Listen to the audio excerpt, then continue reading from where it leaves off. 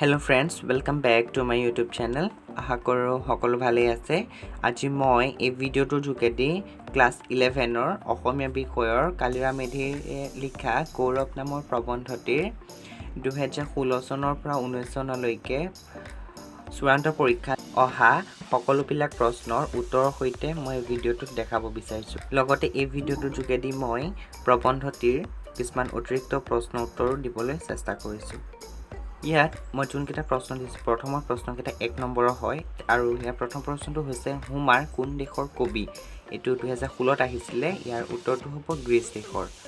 2 number Kaliram মেধিৰ সাহিত্যিক জীৱনৰ প্ৰধান কীৰ্তি কি? এইটো 2017 চনত আহিছিলে। ইয়াৰ উত্তৰটো হ'ব অসমীয়া ব্যাকৰণ আৰু ভাষাতত্ত্ব নামৰ গ্ৰন্থখন। তৃতীয় প্ৰশ্নটো গৌৰৱ কেই ঠাইৰ পৰা উৎপন্ন হয়? এইটো 2018 আৰু 19 চনত আহিছিলে আৰু ইয়াৰ উত্তৰটো হ'ব 3 ঠাইৰ পৰা সৌভাগ্য, শৰীৰ আৰু মনৰ পৰা। ইয়াৰ পাছৰ প্ৰশ্নটো 2 নম্বৰ কাৰণে হয় ডান্তে কোন দেশৰ কবি? তেওঁ ৰচনা কৰা বিখ্যাত কাব্যগ্ৰন্থখনৰ নাম কি? ইয়াৰ উত্তৰটো হ'ব ডান্তে ইটালীৰ কবি আৰু তেওঁ ৰচনা কৰা বিখ্যাত কাব্যগ্ৰন্থখনৰ নাম হ'ল ডিভাইন কমেডি। ছেকেণ্ড প্ৰশ্নটো হ'ল 2 নম্বৰৰ হুমাৰ কোন দেশৰ কবি? তেওঁ ৰচনা কৰা এখন বিখ্যাত মহাকাব্যৰ নাম লিখা। এইটো 2017 চনত আহিছিলে। ইয়াৰ উত্তৰটো হ'ব হুমাৰ গ্ৰীচ দেশৰ কবি আৰু তেওঁ ৰচনা কৰা এখন বিখ্যাত মহাকাব্যৰ নাম হ'ল ইলিয়াড। পাছৰ প্ৰশ্নটো হৈছে সৌভাগ্যৰ পৰা গৌৰৱ কেনেকৈ উপজে? এইটো 2019 চনত আহিছিলে আৰু ইয়াৰ নম্বৰ 2 বা 3। উত্তৰ সাধাৰণতে কোনো মানুহৰ জন্মৰ ক্ষেত্ৰত হাত নাথাকে। সেয়ে সৌভাগ্যৰ ক্ৰমে যদি কোনো এজন ব্যক্তি উচ্চ বংশত জন্মে সমাজে তেওঁক বংশমৰ্যাদালৈ লক্ষ্য ৰাখি সন্মান প্ৰদৰ্শন কৰিব। সৌভাগ্যৰ বাবেই উচ্চ বংশৰ মৰ্যাদা, ধন, সম্পত্তি আৰু মান মৰ্যাদা লাভ কৰে। বৰ্তমান সময়ত মানুহৰ গুণতকৈ ধনৰ আদৰ বেছি বাবেই ধনী লোককো সকলোৱে সমীহ কৰে। ধনৰ গৰাকী হ'বলৈও সৌভাগ্যৰ প্ৰয়োজন। বহু জ্ঞানী পুৰুষে বংশ মৰ্যাদা বা ধনী নোহোৱাৰ বাবে সকলোৰে সন্মানৰ পাত্ৰ নহয়। সেয়ে ক'ব পাৰি যে সৌভাগ্য মানুহৰ গৌৰৱৰ বিষয়। 4 নম্বৰ প্ৰশ্নটো হৈছে ৰূপৰ বলত পোৱা মান আৰু ভক্তি স্থায়ী হয়নে? বুজাই লিখা। এইটো 2017 চনত আহিছিলে। ইয়াৰ উত্তৰটো হৈছে ৰূপৰ বলত পোৱা মান আৰু ভক্তি স্থায়ী নহয়। মানুহৰ সুন্দৰ সুস্থ সুঠাম শৰীৰো গৌৰৱৰ প্ৰধান কাৰণ। বহুত মানুহে নিজৰ ৰূপক লৈ গৌৰৱ কৰে। অৱশ্যে শৰীৰৰ পৰা উপজা গৌৰৱ ক্ষণস্থায়ী। শৰীৰৰ পতনৰ লগে লগে ৰূপ, স্বাস্থ্য বা বলৰো পতন ঘটে। অতি সুন্দৰী ৰমণীও কোনো বিশেষ দুৰ্ঘটনাত পতিত হৈ খন্তেকতে কুশ্ৰী হৈ পৰিবও পাৰে।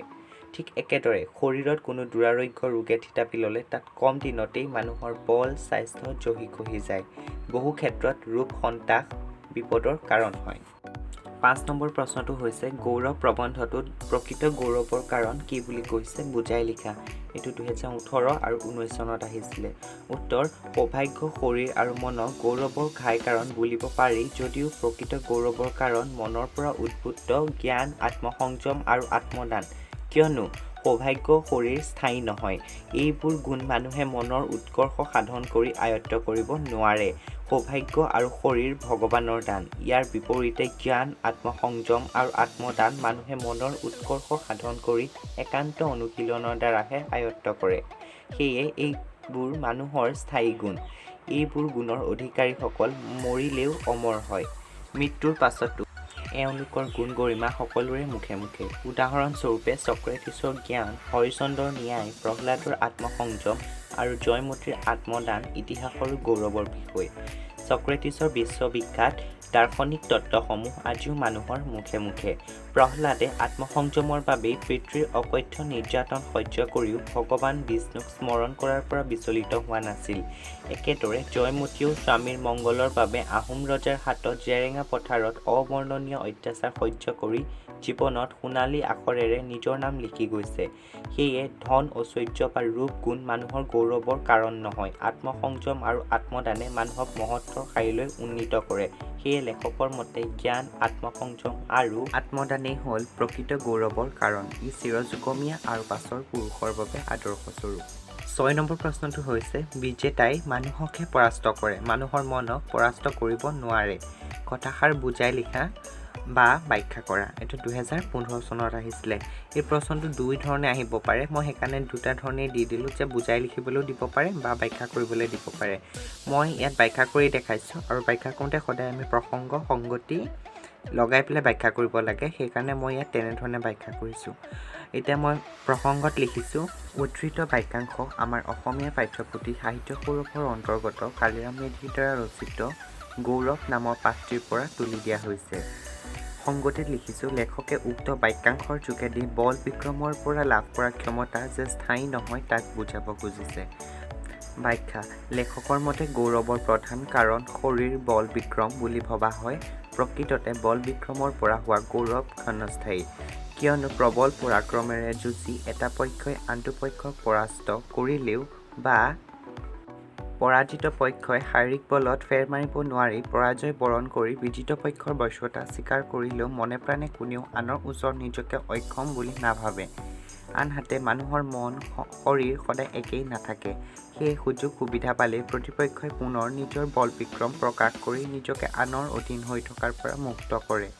মানুহৰ মন জয় কৰিবলৈ বল বিক্ৰমৰ প্ৰয়োজন নাই প্ৰয়োজন মাথো অকণমান সহানুভূতি বা অলপ আত্মীয়তাৰ সেই বল বিক্ৰমেৰে বীৰসকলে কেৱল দেশ এখনে জয় কৰিব পাৰে মানুহৰ মনবোৰ কেতিয়াও জয় কৰিব নোৱাৰে প্ৰবল পৰাক্ৰমী নেপোলিয়ানে এসময়ত সমগ্ৰ ইউৰোপকে জয় কৰিছিল যদিও প্ৰজাৰ মন জয় কৰিব নোৱাৰাৰ বাবেই তেওঁ আজি সৰ্বসাধাৰণে মনত ৰখা নাই যিদৰে মাৰ্কিন লুথাৰক মনত ৰাখিছে এতিয়া মই গৌৰৱ প্ৰবন্ধটিৰ 1 নম্বৰত যোনবিলাক পাঠভিত্তিক প্ৰশ্ন উত্তৰ আছে সেইবিলাক দেখাইছোঁ 1 নম্বৰত আছে কালিৰাম মেধিৰ অসমীয়া ব্যাকৰণ আৰু ভাষা সম্পৰ্কীয় গ্ৰন্থখনৰ নাম লিখা আৰু ইয়াৰ উত্তৰটো হ'ব অসমীয়া ব্যাকৰণ আৰু ভাষাতত্ত্ব 2 নম্বৰ ডিভাইন কমেডি কাৰ ৰচনা আৰু এইটো 2018 চনত আহিছিলে আৰু ইয়াৰ উত্তৰটো হ'ব ডান্টেৰ ৰচনা নেপোলিয়ন বনাপাৰ্ট কোন দেশৰ বীৰ আছিল ইয়াৰ উত্তৰটো হ'ব ফ্ৰান্স দেশৰ 4 নম্বৰ প্ৰশ্নটো হৈছে মৈথিলী আৰু বঙালীয়ে কোনগৰাকী পণ্ডিতক লৈ টনাটনি কৰে ইয়াৰ উত্তৰটো হ'ব বিদ্যাপতিক লৈ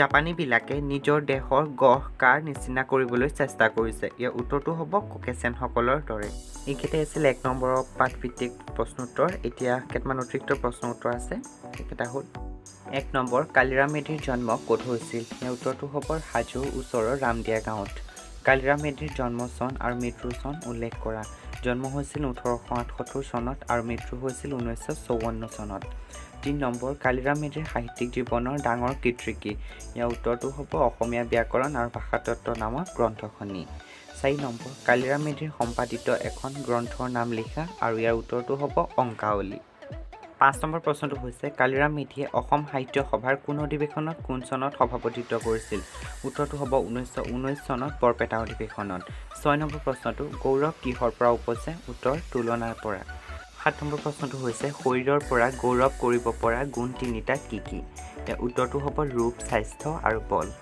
8 নম্বৰ প্ৰশ্নটো হৈছে কিহৰ শক্তিত লিয়েণ্ডাৰে হাইলিস্পাত সাগৰ সাঁতুৰি পাৰ হ'বলৈ ভয় নকৰিছিল উত্তৰটো হ'ব হিৰোৰ লাৱণ্য শক্তিত 9 নম্বৰ প্ৰশ্নটো গৌতম বুদ্ধৰ বাপেকৰ নাম কি আছিল ইয়াৰ উত্তৰটো হ'ব শুদ্ধোধন 10 নম্বৰ প্ৰশ্নটো ৰজা শুদ্ধোধন কাৰ কাৰণে বিখ্যাত হৈছিল ইয়াৰ উত্তৰটো হৈছে পুত্ৰ গৌতম বুদ্ধৰ কাৰণে 11 নম্বৰ প্ৰশ্নটো জীৱবিজ্ঞান সম্পৰ্কে বিভিন্ন তথ্য আগবঢ়োৱা বিজ্ঞানীজনৰ নাম কি উত্তৰটো হৈছে ডাৰউইন আৰু এইকেইটাই আছিলে আজিৰ ভিডিঅ'টোত থকা প্ৰশ্ন যদি ভিডিঅ'টো চাই ভাল পালা তেন্তে প্লিজ লাইক শ্বেয়াৰ কৰিবা আৰু যদি কোনোবা এই ভিডিঅ'টোত নতুনকৈ চাইছে তেন্তে প্লিজ মোৰ চেনেলটো ছাবস্ক্ৰাইব কৰি ল'ব যাতে নতুনকৈ মই যেতিয়া ভিডিঅ' আপলোড কৰিম তেতিয়া মোৰ ভিডিঅ' ন'টিফিকেশ্যন পাই যাব তেন্তে আজিলৈ আহিছোঁ সকলো ভালে থাকক ধন্যবাদ